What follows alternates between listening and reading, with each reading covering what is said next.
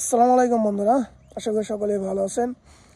কয়েকদিন ধরে দেখতেছি ডমিনেক্স নিয়ে ফেসবুকে অনেক ঝামেলা হচ্ছে যে চায়নার ডমিনেক্স নাকি ভালো না, ইন্ডিয়ান ডমিনেক্স ভালো। এটা নিয়ে আসলে অনেক কথাবার্তা, অনেক কিছু চলতেছে। তো তাদের জন্য একটি কথা বলতে চাই যে আপনারা এইসব নিয়ে কোনো কিছু করবেন না। আসলে ডমিনেক্স কোনটা কত পরিমাণ কাজ করবে সেটা নির্ভর করে আপনার ব্যবহারের উপরে।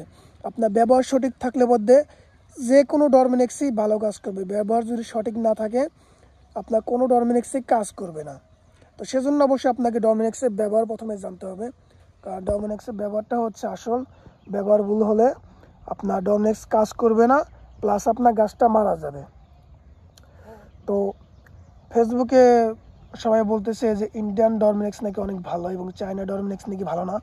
আসলে ভাই, এটা আসলে আপনাদের ভুল ধারণা। ডমিনেক্স আমরা বলি, এটা আসলে একটা চলিত নাম, কিন্তু ডমিনেক্স আলাদা একটা নাম আছে, যে নামটা এখন আমার খেয়াল হচ্ছে না আর কি। তো একই জিনিস ইন্ডিয়া থেকেও যে জিনিস দেয়, চায়না থেকে একই জিনিস দেয়, কিন্তু এটা কাজ করে হলো গিয়ে আপনার ব্যবহারের উপরে। ডমিনেক্স জিনিসটা একই, আপনি যে দেশ থেকে আনেন না কেন একই রকম একই জিনিস, শুধু ওই দেশে ভ্যালুর উপরে তৈরি করা, মানে মিক্সিংটা ওই দেশে ভ্যালুর উপরে করা।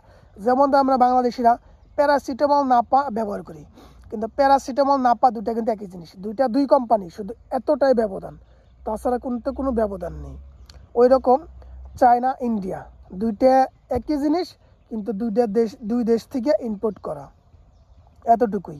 অতএব আপনার ডমিনেক্স ব্যবহারটা আগে জানুন, তারপরে ব্যবহার করুন। সঠিক নিয়মে ব্যবহার না করলে ডমিনেক্স কাজ করবে না এবং আপনার গাছটা মারা যেতে পারে। এই জন্য চায়না এবং ইন্ডিয়ান ডমিনেক্স নিয়ে লড়াই করবেন না। ডমিনেক্স দুটো একই জিনিস, এটা ব্যবহারের উপরে সব কিছু আপনার নির্ভর হবে। তো আপনাদেরকে বলবো, আপনারা অবশ্যই ব্যবহার জিনিসটা আগে শিখুন, তারপর চায়না ডমিনেক্স দুইটা কিনে দুইটাই ট্রাই করেন। আশা করি দেখবেন যে দুইটা জিনিস একই পরিমাণ রেজাল্ট আসবে।